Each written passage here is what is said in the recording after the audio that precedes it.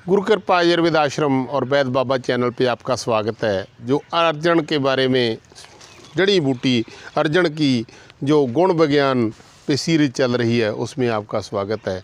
आज हम अर्जन के जो जंगल में आए हैं उसमें आपको बहुत सारे उपाय आपको बताए हैं। एक आपको और उपाय बताना चाहता हूँ कि सर्दी में जब अश्विनी की पूर्णिमा होती है तो बहुत सारे संत लोग महात्मा लोग एक खीर बनाते हैं।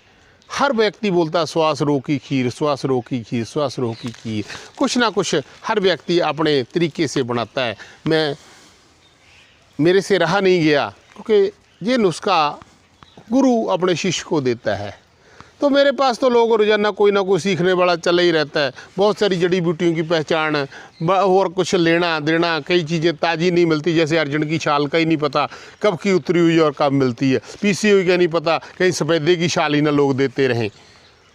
इसमें क्या है, जिन लोगों को श्वास का रोग है, श्वास के रोग के 20 कारण हैं। अगर आप ठंडा पीते हो, उसके बाद गर्म लेते हो, ठंडा लेते हो, खाना खाने के बाद पानी पीते हो, और आप खाना खाने के बाद नहाते हो, जहाँ आप शाम को नहाते हो।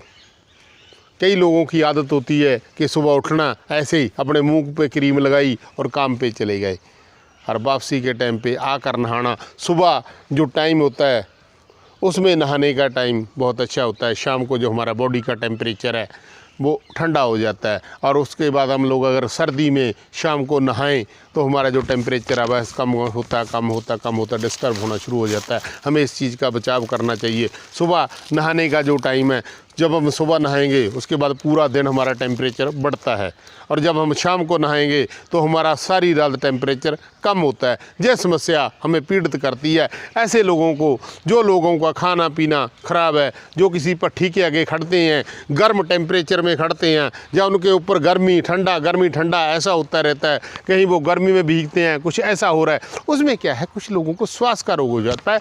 ये जो गले की नली है इसमें प्रॉब्लम आ जाती है, छाती में आ जाती है। और बहुत सारे लोगों को जिनको श्वास रोग होता है, मैंने क्या जज किया है, जो लोग आते हैं हमारे पास, हम सबसे पहले ये चेक करते हैं कहीं उसको बचपन में निमोनिया तो नहीं हुआ। तो 100 में से 70 नहीं 90 लोग ऐसे निकलेंगे जिनको बचपन में निमोनिया हुआ है, और उनका जो निमोनिया का इलाज है वो पूर्णतः ठीक नहीं होता।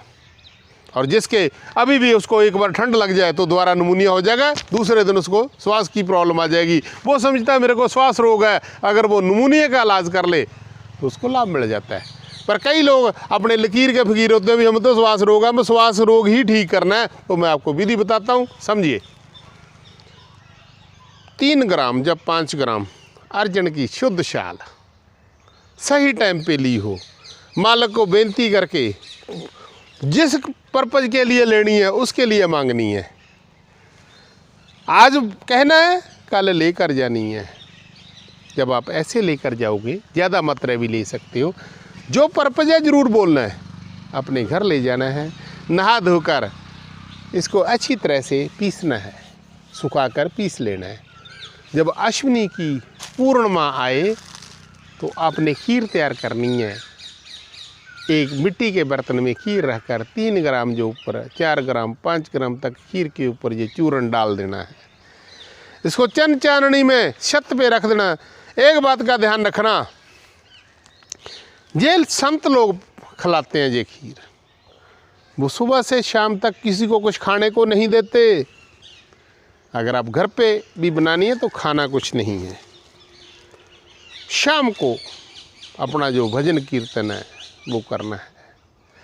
जब कम से कम 2 बज जाएं, 2:30 बज जाएं, 12 बजे के बाहर तीसरा पहर शुरू हो जाए, तो उस समय आपने जो आपके कुल्हड़ में मिट्टी के बर्तन में खीर डली हुई है, उसमें जो सिस्टम है बाहर चंद चाननी रात में, वो चंद्रमा की जो अमृत किरणें हैं वो अपने आप में समाहित कर लेंगी। आपने जो भजन करना है, जो आपने गुरु का जस गाना है, वो आपने इस टाइम तक गाते रहना है।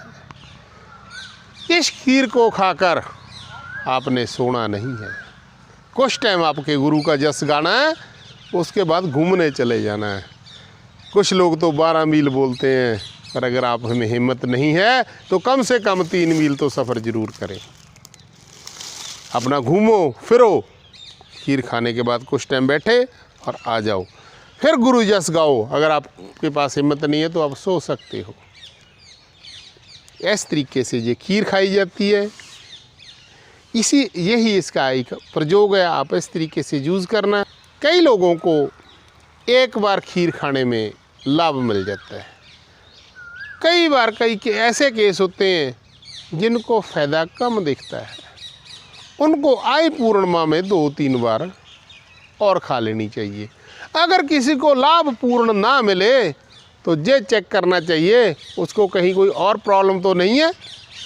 कहीं वो यही तो नहीं सोचता कि मेरे को तो रोग दमे का है, प्रॉब्लम कोई और है। जब तक बीमारी समझ नहीं आएगी इलाज सही नहीं होगा। आप इस बात का ध्यान रखना। अपनी समस्या को अच्छी तरह से समझ कर ये प्रयोग करना। हर व्यक्ति को इसका लाभ होता है। किसी को 10 पैसे होता है, किसी को 100 पैसे। मैंने सैकड़ों लोगों पे देखा है। आप भी इस पे अमल करना। गुरु जी आप सभी पे कृपा करेंगे। जय गुरुदेव।